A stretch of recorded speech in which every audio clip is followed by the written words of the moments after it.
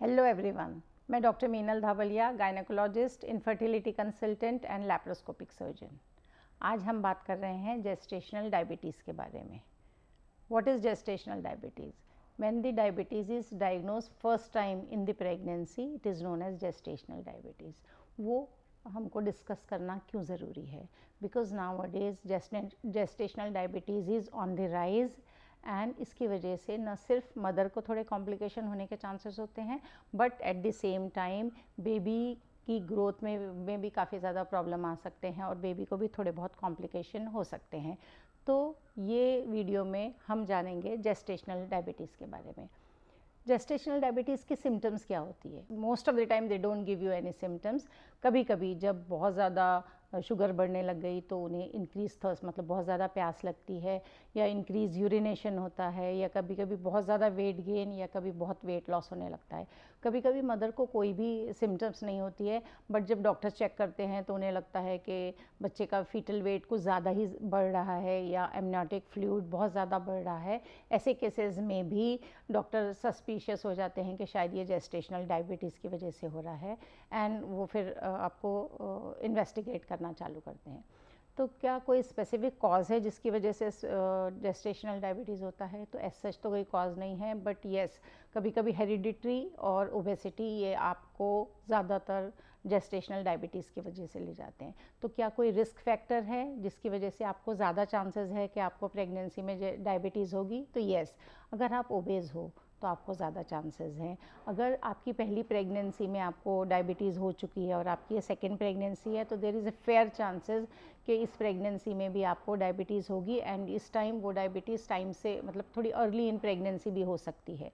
अगर आपकी physical activity बिल्कुल नहीं है, आप बिल्कुल एक्सरसाइज नहीं कर रहे हो, तो भी आपको डायबिटीज़ होने के चांसेस काफ़ी ज़्यादा बढ़ जाते हैं। अगर आपकी फैमिली में किसी को डायबिटीज़ है, फर्स्ट रिलेटिव को, तो भी प्रेगनेंसी में आपको डायबिटीज़ होने के चांसेस काफ़ी ज़्यादा बढ़ जाते हैं। तो आप जेस्टेशनल डायबिटीज़ को डायग्नोस कैसा करोगे? Most of the time pregnancy में ग्लूकोज टॉलरेंस टेस्ट या ग्लूकोज चैलेंज टेस्ट है, वो नॉर्मली हम पेशेंट में करते हैं, जो कि अराउंड 24 से 28 वीक्स के बीच में होता है। अगर आप वो रिस्क फैक्टर्स कैटेगरी में आते हो, अगर आप ओबेज हो, आपको हिस्ट्री है डायबिटीज़ की, या प्री डायबिटिक स्टेट में हो, या आपको कभी पीसीओडी रह चुका है, तो ऐसे केसेस में आपके डॉक्टर फर्स्ट ट्राइमेस्टर में ही आपका ग्लूकोज टॉलरेंस टेस्ट या ग्लूकोज चैलेंज टेस्ट करते हैं। इसमें आपको वो ग्लूकोज पीने के लिए देते हैं डॉक्टर, एंड देन आपका फ्रीक्वेंट 2 या 3 बार ब्लड शुगर चेक होता है, और जिसकी वजह से पता चलता है कि आपको जेस्टेशनल डायबिटीज़ है कि नहीं। अगर आपका वो पॉजिटिव आया तो आपका ट्रीटमेंट क्या होना चाहिए? सबसे पहले तो ज़रूरी है कि अगर आपको gestational diabetes first time diagnosis हुई है एंड इट इज़ जस्ट बहुत ज़्यादा नहीं है, तो आपके लाइफस्टाइल को चेंज करिए, आपके डाइट को इम्प्रूव करिए। अगर आपकी डाइट में आप फाइबर डाइट ले रहे हो, कॉम्प्लेक्स कार्बोहाइड्रेट ले रहे हो, या होल ग्रेन को ऐड कर रहे हो, तो आपके शुगर के ब्लड शुगर फ्लक्चुएशन को काफ़ी ज़्यादा कम कर सकता है। अगर आप अपने आप को एक्टिव रहिए, एक्सरसाइज करिए, उससे भी आपकी लाइफस्टाइल चेंज करने से आपकी शुगर काफ़ी ज़्यादा कंट्रोल हो सकती है। इन प्रेगनेंसी आपके डॉक्टर कभी कभी आपको कंटिन्यूस शुगर मॉनिटरिंग का कहते हैं, जिसकी में दिन में 3 से 4 बार आपका ब्लड शुगर मॉनिटर होता है, जिसकी वजह से, जिसमें से पता चलता है कि ब्रेकफास्ट, लंच और डिनर के बाद आपका शुगर कितना रह रहा है।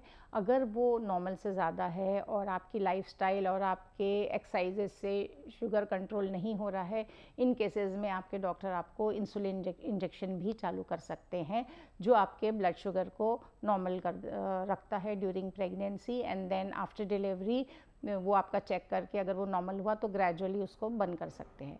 तो उसकी कॉम्प्लिकेशंस क्या होती है जेस्टेशनल डायबिटीज़ की? Why we should worry about the gestational diabetes, और हमने ये क्यों कोशिश करना चाहिए कि प्रेगनेंसी में बिल्कुल भी जेस्टेशनल डायबिटीज़ ना हो?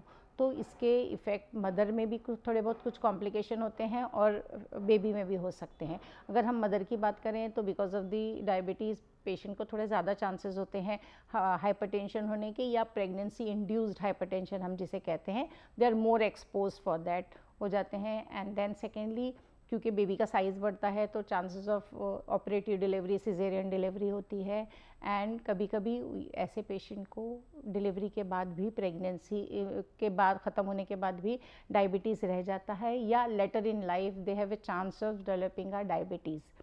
अगर हम बच्चे की बात करें तो मोस्ट ऑफ़ द टाइम अगर डायबिटीज़ कंट्रोल नहीं है, जेस्टेशनल डायबिटीज़ प्रेगनेंसी में कंट्रोल नहीं है, तो बच्चे का ओवर ग्रोथ, बच्चे का ग्रोथ काफ़ी ज़्यादा होने लग जाता है, उनका वेट काफ़ी बढ़ता है, जिसकी वजह से उन्हें ड्यूरिंग डिलीवरी, अगर वो वजाइनल डिलीवरी है तो बर्थ कैनाल में उनकी थोड़ी इंजरी हो सकती है, या कभी कभी बिकॉज ऑफ द वेट उन्हें ऑपरेटिव डिलीवरी की भी ज़रूरत पड़ सकती है। सिजेरियन से ऐसे बच्चों को डिलीवर करने की ज़रूरत पड़ती है। कभी कभी उन्हें at the time of the birth काफ़ी ज़्यादा रिस्पिरेटरी डिफ़िकल्टी होती है, ब्रीदिंग में काफ़ी ज़्यादा तकलीफ होती है, and most of the cases जो कि अनकंट्रोल है जेस्टेशनल डायबिटीज़ के, ऐसे बच्चों को डिलीवरी के बाद शुगर लेवल काफ़ी ज़्यादा कम होता है, जिसे हम कहते हैं हाइपोग्लाइसीमिया। और एक बहुत ज़्यादा शुगर कम होने से कभी कभी उन्हें कन्वल्शंस भी आ सकते हैं, जो एक बड़ा कॉम्प्लिकेशन है। कभी कभी वो अनकंट्रोल डायबिटीज़ डायग्नोस ही नहीं हुआ जेस्टेशनल डायबिटीज़, ऐसे केसेस में स्टिल बर्थ, जिसमें बच्चे का आईयूडी हो जाता है प्रेगनेंसी में, वो भी एक बड़ा कॉम्प्लिकेशन है। और ऐसे बच्चों को एडल्ट लाइफ में जाकर खुद डायबिटीज़ होने के चांसेस काफ़ी ज़्यादा बढ़ जाते हैं। तो क्या कुछ ऐसे टिप्स हैं जिसको करने से आपके डायबिटीज़ होने के चांसेस प्रेगनेंसी में कम हो सकते हैं? यस। सबसे पहले अपने डाइट का बहुत ज़्यादा ध्यान रखिए। आप बहुत ज़्यादा फैटी डाइट या लो कार्ब्स जिसमें सिंपल कार्बोहाइड्रेट्स हों, ऐसे वाले डाइट ना लें। आप कॉम्प्लेक्स कार्बोहाइड्रेट लें, होल ग्रेन्स लें, जिसमें बहुत ज़्यादा फाइबर हो, ऐसा फूड एंड फ्रूट्स को प्रेफर करिए। स्मॉल फ्रीक्वेंट मील लीजिए। आपका प्रेगनेंसी में या प्रेगनेंसी से पहले भी एक्सरसाइज करना बहुत ज़रूरी है, बिकॉज़ वो आपके वेट को एक चेक में रखता है। अगर don't ever eat for 2 in pregnancy, अगर आप फूड आपका काफ़ी ज़्यादा लेते हैं, वो भी आपकी ओबेसिटी को बढ़ा देता है और आपके डायबिटीज़ के होने के चांसेस को बढ़ा देता है। अगर प्रेगनेंसी से पहले ही आप ओबेज हो या ओवरवेट हो, then take time to reduce the weight and then plan your pregnancy, because gestational diabetes एक कॉम्प्लिकेटेड चीज़ है जो आपकी प्रेगनेंसी को भी कॉम्प्लिकेट कर सकता है, एट द सेम टाइम आपके बच्चे को भी काफ़ी ज़्यादा प्रॉब्लम दे सकता है। तो जब भी आप प्रेगनेंसी के लिए प्लान करें, आपके डॉक्टर से प्लान करने से पहले अपने डॉक्टर से एक प्री कंसेप्शन विजिट लें, जिसमें आपके वेट, आपके डाइट, सब पे उनसे बात करें। एंड अगर आप ओवरवेट हो तो take time to reduce your weight first in 1 to 3 months and then plan your pregnancy. And pregnancy में भी आप एक्सरसाइज करते रहिए, आप एब्सोल्युटली हेल्दी डाइट खाइए। ये सब चीज़ें आपको जेस्टेशनल डायबिटीज़ में जाने से रोकते हैं। Hope you like this video. Do like, share and subscribe. Thank you for watching.